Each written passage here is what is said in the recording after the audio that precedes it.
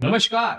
राजस्थान पंचायती राज चुनाव 2026 की आरक्षित लॉटरी के बाद जैसलमेर जिला परिषद का राजनीतिक भूगोल और सियासी समीकरण पूरी तरह बदल चुका है। लॉटरी में जैसलमेर जिले का जो प्रमुख का पद है वो एसटी ओपन वर्ग के लिए आरक्षित होने के दशकों पुराने शक्ति केंद्र ढह गया है। जैसलमेर की स्थानीय राजनीति में दशकों से सिंधी मुस्लिम समाज के धर्मगुरु दिवंगत काजी फकीर और पूर्व कैबिनेट मंत्री साले मोहम्मद के परिवार का एक छत्र प्रभाव था। फकीर परिवार का प्रभाव कांग्रेस की सीट पर बार बार मजबूत दावेदारी पेश करते रहती है और परिवार के 3 बार जिला प्रमुख का पद संभाला है। नागौर में स्थानीय परिवारों से नहीं बनेगा जिला प्रमुख। जी हाँ, लॉटरी में एससी ओपन मिर्धा और बेनीवाल परिवार से कोई भी जिला प्रमुख पद के लिए खड़ा नहीं हो पाएगा।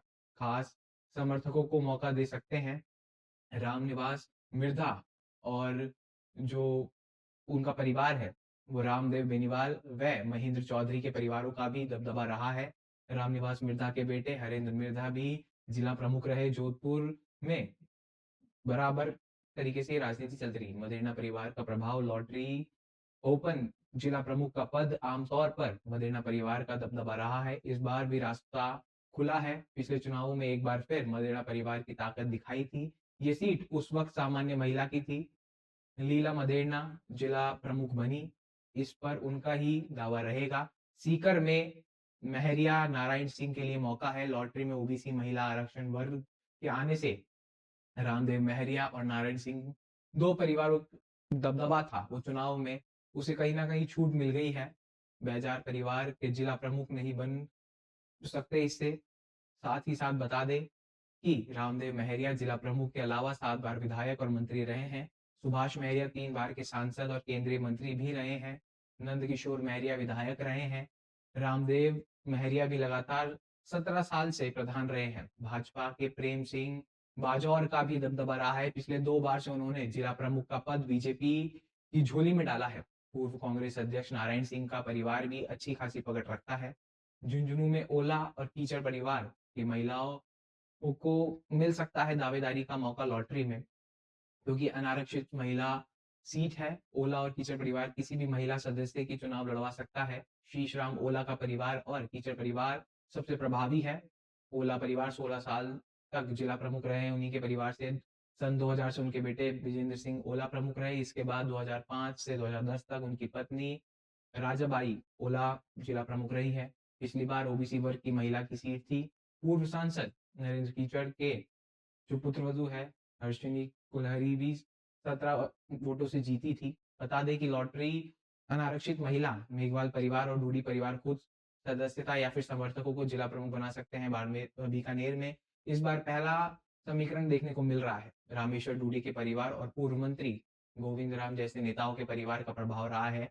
साल 2000 से लेकर 2010 तक रामेश्वर डूडी जिला प्रमुख रहे थे। भरतपुर में राजनीतिक परिवार को नहीं मिलेगा मौका।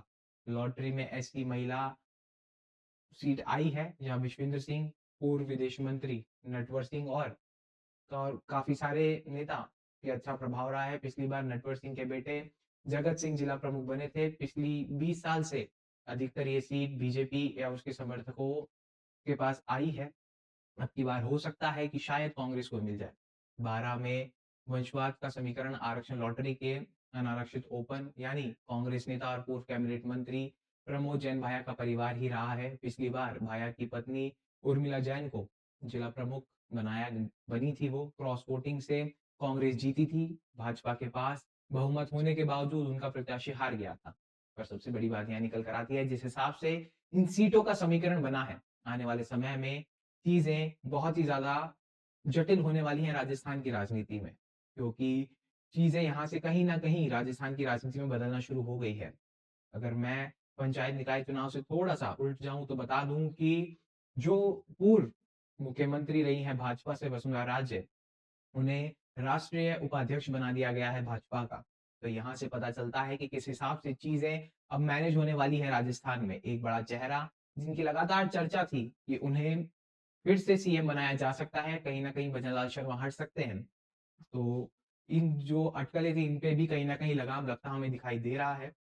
बात करें पंचायती राज चुनाव की ही तो पंचायती राज चुनाव से पहले ये जो फैसला भाजपा ने लिया है। वहीं दूसरी तरफ कांग्रेस की बात करें तो सोशल मीडिया पर अभी एक बाढ़ आई हुई है कि अशोक गहलोत का कांग्रेस परिवार के साथ, गांधी परिवार के साथ वापस से जो समावेश है वो ठीक हो चुका है और कहीं न कहीं अब अशोक गहलोत फिर से राजस्थान की राजनीति में बिल्कुल एक्टिव दिखाई देंगे और कहीं न कहीं सचिन पायलट को साइडलाइन करेंगे।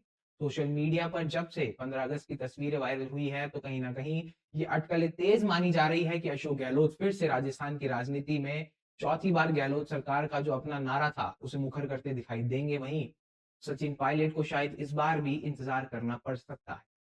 तो राजस्थान के दो बड़े चेहरे अब कहीं न कहीं राजस्थान की राजनीति से निकलकर दिल्ली की राजनीति तक जा रहे हैं। हमने देखा किस हिसाब से राहुल गांधी, सोनिया गांधी, प्रियंका गांधी, मल्लिकार्जुन खड़गे, केसी वेणुगोपाल के साथ लगातार अशोक गहलोत की मीटिंग्स होना और दिल्ली में प्रेस कॉन्फ्रेंस करना, राहुल गांधी के बगल में बैठना, प्रोग्राम में लगातार भाग लेना। वहीं वसुंधरा राजे को राजस्थान की राजनीति से अब दिल्ली में जगह मिलना, ये सब बताता है कि किस हिसाब से अब राजस्थान के बड़े नेता दिल्ली से राजस्थान की राजनीति में अपना प्रभाव डालने वाले हैं। पंचायत निकाय चुनाव जितने ज़्यादा जटिल होते जा रहे हैं, जिसे हनुमान बेनीवाल ने पहले ही कहा था कि ये 2028 राजस्थान विधानसभा चुनाव का सेमीफाइनल होने वाला है। आने वाला समय बताएगा कि क्या वास्तविकता में ये बात कितनी सच बैठती है। अगर हनुमान बेनीवाल की पार्टी आरएलपी राजस्थान में कहीं न कहीं बढ़िया सीटें लाकर अपना प्रभाव बनाने में कारगर सिद्ध हुई, तो राजस्थान की ही नहीं, एक तरीके से कहें आने वाले 28 चुनाव पंचायत निकाय चुनाव के ही नहीं, आने वाले 28 चुनाव लोकसभा माफ कीजिए विधानसभा के जो राजस्थान में है और 29 लोकसभा चुनाव में भी जो समीकरण है हमें कहीं न कहीं बदलता दिखाई देगा।